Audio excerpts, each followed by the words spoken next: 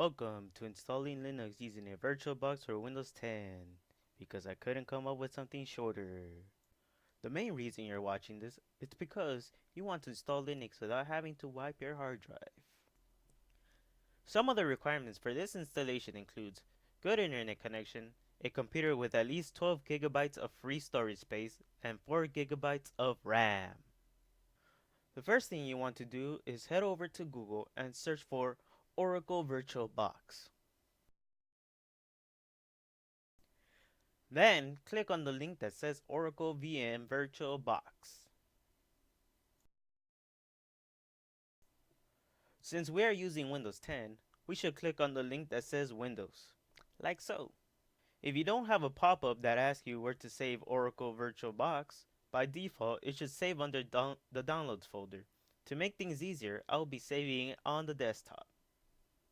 While we download the Oracle VirtualBox software, we should start downloading the operating system we are going to use. So let's head over to Google once again and search for Ubuntu. And the reason why we're using Ubuntu is because it's easy to install without having to troubleshoot too much. Make sure you click on the link that says Ubuntu. And for some reason we're on this page. Let's click on Ubuntu. Here it is. Now click download. Click Ubuntu Desktop and make sure you click Ubuntu 18.04.3 LTS. Just like the Oracle VirtualBox, it should prompt you where you would like to download. Again, by default, it should be under your downloads folder, but to make things easier, I will download it onto my desktop. Now that we've downloaded all the necessary software, we're able to proceed on installing it onto our Windows computer. Installing the Oracle VirtualBox software is just like installing any other software. This is just asking you where you like to install it and if you want any shortcuts for the Oracle VirtualBox. Once finished, we can now open the Oracle VirtualBox and proceed installing Ubuntu. First thing you would like to do is create a new virtual machine. You can do this by clicking the New button. It will ask you, what would you like to name your machine? I recommend naming it based on the operating system you're trying to install.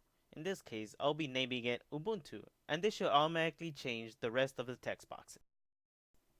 Next, we'll assign how much RAM we want to use on our virtual machine. Most computers today have at least 4 gigabytes. If you don't know how much RAM your computer has, I recommend adding at least 2 gigabytes of RAM, which is 2048 megabytes. This allows your virtual machine to run a bit better and you will not experience too much interference. Next, we'll create a virtual hard disk. Make sure Create a Virtual Hard Disk Now is selected.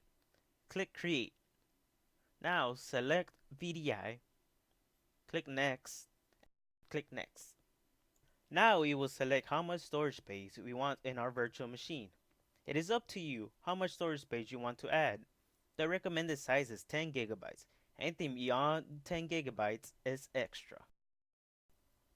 We have now finished setting up our virtual machine. Now we can proceed onto installing Ubuntu onto the virtual machine. Make sure on the left of the screen, the virtual machine we are using is selected. In this case, I name my virtual machine Ubuntu.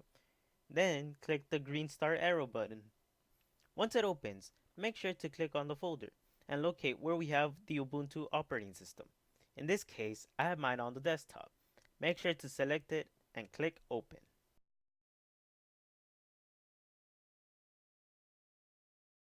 This might take a while.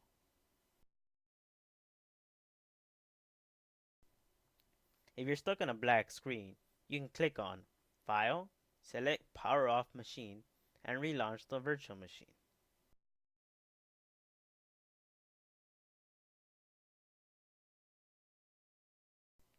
Now, we can finally start the installation process. Select your preferred language.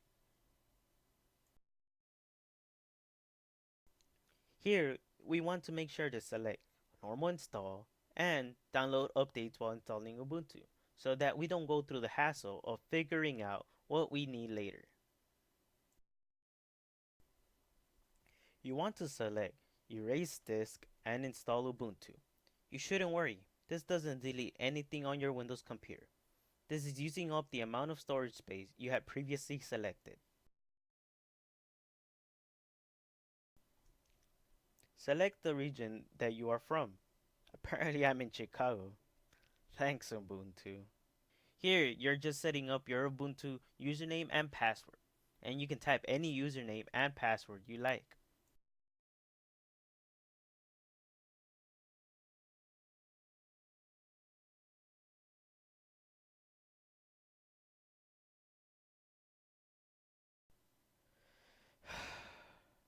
Guess I'm just gonna type a simpler word to spell.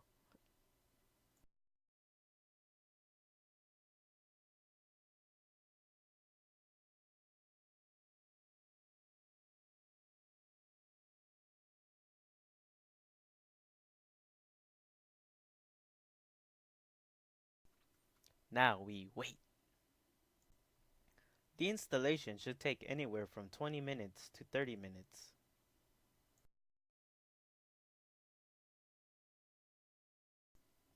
Oh, cool. 16 seconds?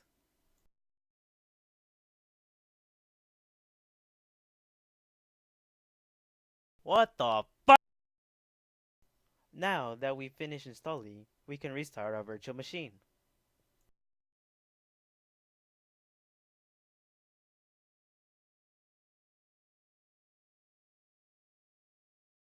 We can power off our virtual machine by clicking File, then Power Off Machine. Make sure Ubuntu is selected and click Start. You only have to install Ubuntu once, and all you have to do from now on is start your virtual machine in order to use Ubuntu. And to sign in, you use the username and password you chose earlier. So I hope you remember what you put.